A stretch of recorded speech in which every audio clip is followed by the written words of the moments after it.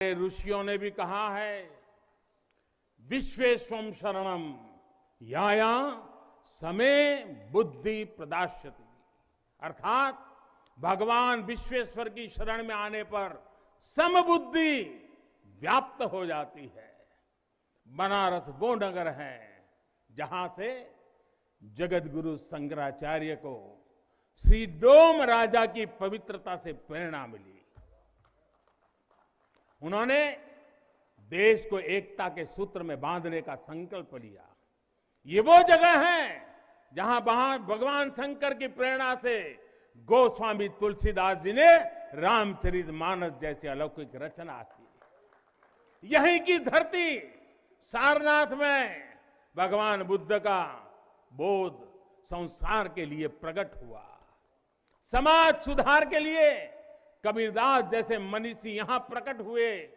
समाज को जोड़ने की जरूरत थी तो संत रविदास जी की भक्ति की शक्ति का केंद्र भी ये काशी बनी। ये काशी अहिंसा और तप की प्रतिमूर्ति 4 जैन तीर्थंकरों की धरती है।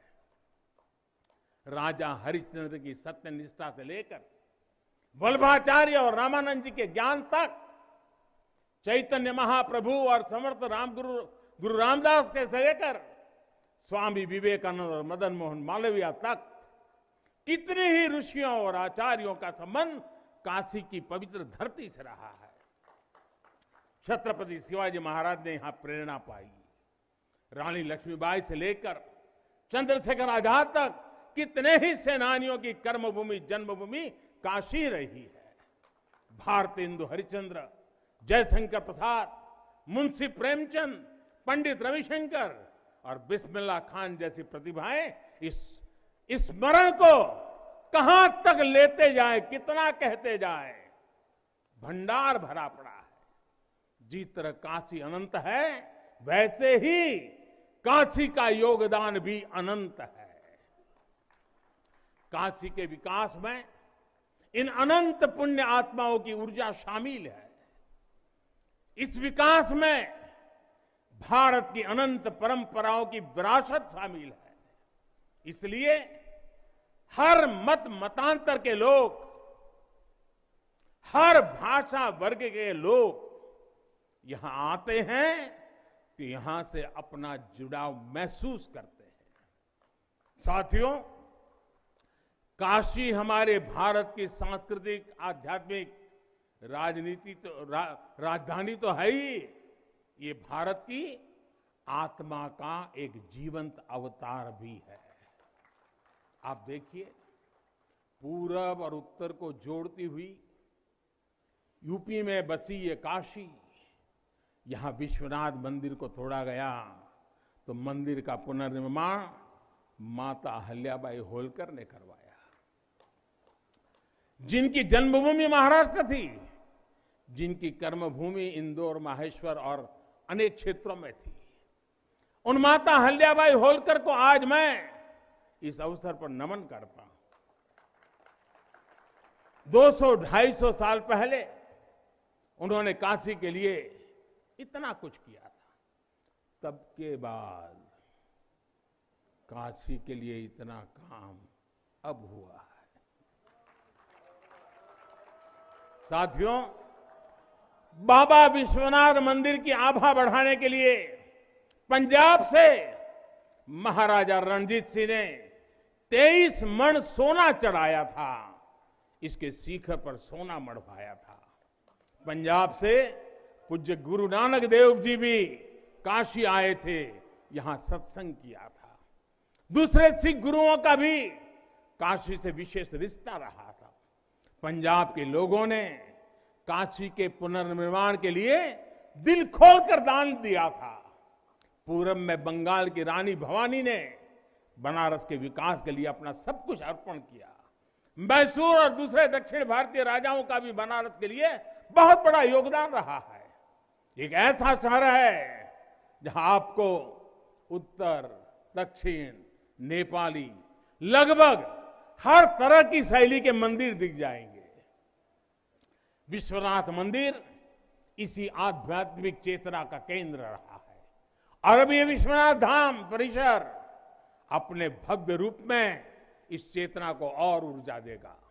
साथियों, दक्षिण भारत के लोगों की काशी के प्रति आस्था, दक्षिण भारत का काशी पर और काशी का दक्षिण भारत पर प्रभाव हम सब भली भांति जानते हैं।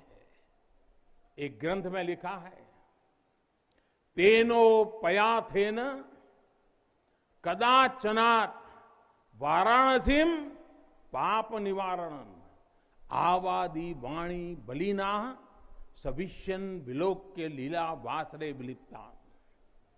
कन्नड़ भाषा में कहा गया है, यानी जब सदगुरु माधवाचार्य जी अपने शिष्यों के साथ चल रहे थे तो उन्होंने कहा था कि काशी के विश्वनाथ पाप का निवारण करते हैं। उन्होंने अपने शिष्यों को काशी के वैभव और उसकी महिमा के बारे में भी समझाया। साथियों, सदियों पहले की ये भावना निरंतर चली आ रही है। मां कवि सुब्रमण्यम भारती काशी प्रवास ने जिनके जीवन की दिशा बदल दी, उन्होंने एक जगह लिखा है, तमिल में लिखा है, काशी नगर पुलवर पेसुम उरई दान कांजी इल के पदर कौर खरूबी सेवोम। यानी काशी नगरी के संत कवि का भाषण कांचीपुर में सुनने का साधन बनाएंगे।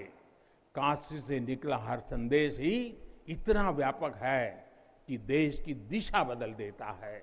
वैसे मैं एक बात और कहूंगा, मेरा पुराना अनुभव है, हमारे घाट पर रहने वाले, नाव चलाने वाले कई बनारसी साथी तो, और आपने भी कभी अनुभव किया होगा, तमिल, कन्नड़ा, तेलुगु, मलयालम इतनी फर्राटेदार तरीके से बोलते हैं कि लगता है कि कहीं केरला, तमिलनाडु या कर्नाटक तो नहीं आ गए। अब इतना बढ़िया बोलते हैं।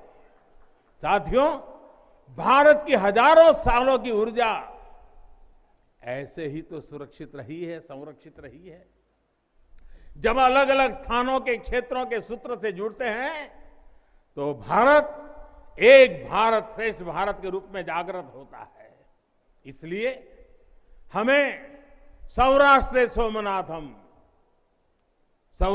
सोमनाथम से लेकर अयोध्या, मथुरा, माया, काशी, कांची, अवंतिका का हर दिन स्मरण करना सिखाया जाता है।